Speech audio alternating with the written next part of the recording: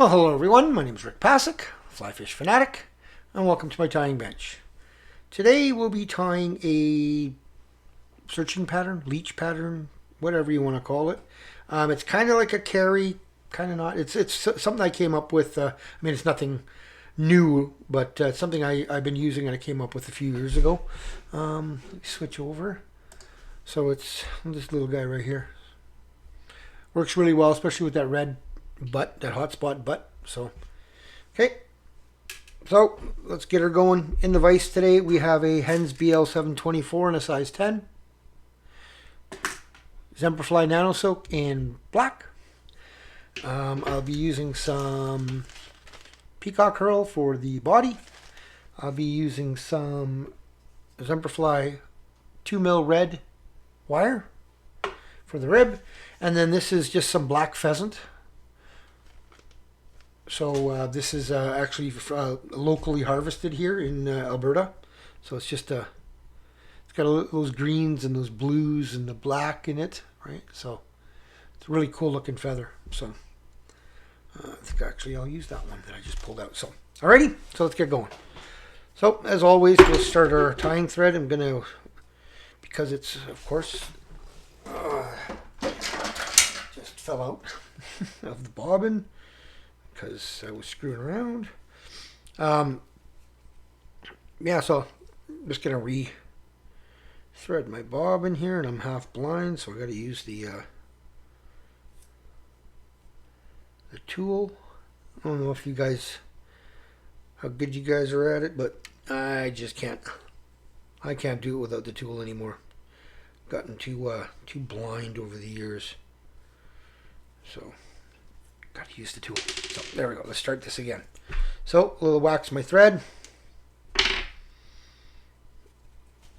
Get her started. Want to leave a little bit of room up here at the eye, at least a couple of eye hook eyes back. I want to leave just because I want to leave room for my collar at the front. Okay, so now open turns, open wraps. I'm going to come back. I'm going to stop about there, and I'm going to get my red wire. Do I have a piece out already? Yes, I do. Look at that. So I'm going to get my red wire, lay that on top, give my thread a spin just to make sure that it's flat. Open wraps. I'm just going to keep this on top all the way back, and I'm actually going to go around the bend just a little bit with the wire, and then I'm going to come back all the way forward, get a couple of pieces of herl, 3 or 4 of them depending on the herl you've got, the package of herl you have. If it's really thin, go with 4. If it's thicker, go with 3. So I'm going to go with 4 on this one, and I'm going to tie it in by the tips. I'm just going to cut the really soft tips off. I'm going to just get that tied in a bit, counterclockwise spin. Just give it a little bit of wax just to help hold that herl. And again, just open wraps, trying to keep it up on the top there. It really doesn't matter that much. Now, you see how far I went back with the red. I'm not going to go that far back with the herl. That's about it right there. So now I'm going to come back forward, and I'm going to stop there. Take my herl,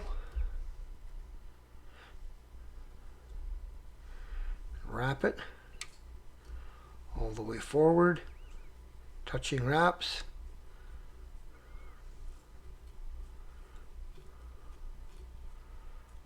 One more. Lock that. Fold them back. Lock in front. This is a pretty simple, quick pattern to tie, but can drive the fish absolutely bonkers. So, okay.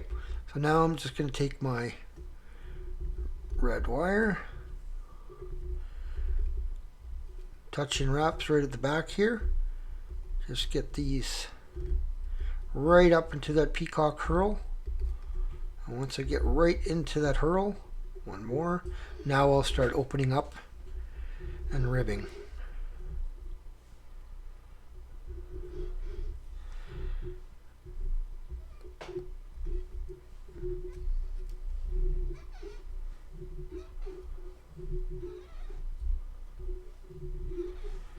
And once I get there, bring my thread up and over and lock it in.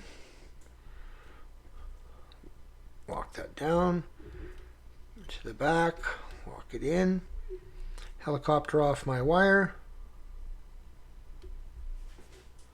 So that's all helicoptered off. You got that nice little red rib in there, plus that red butt. That's a little bit of a hot spot there.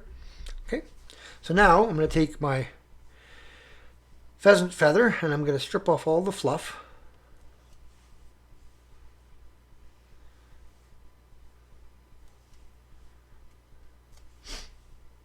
Maybe a couple more pieces there. Then I'm going to tie this in right by the tip here. Just gotta find my tip. Depending on how much you want, the pickier you got to be. So there, so I've split that open. Now I'm going to prep it here so I've got a tie-in spot. Leave that with the shiny side out, because I want that green and blue colorings out. And then I'm going to fold back what I just had forward tied in. Whoops, a little bit too far there. Okay, and then I'm going to put a half hitch in.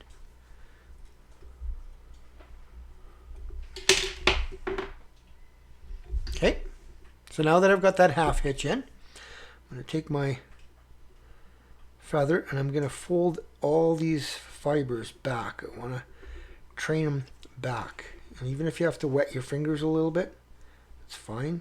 Sometimes you have to give them a bit of a pinch and you're just going to come around. Okay. If you get a fiber or two trapped, don't get too worried about it at this point. You can brush them out after. Just want to make sure you get 3-4 nice wraps in here. I'm going to use all this feather up. Right, and depending on how thick you want it, you can use a bigger feather that has more, or you could have taken a little bit less off than I did. So now I'm just going to lock that in. 2 wraps. Now I can let go. Hold all that stuff back. Give it a couple more wraps. Bend that stem back. 4 or 5 wraps in front. Nip off that stem.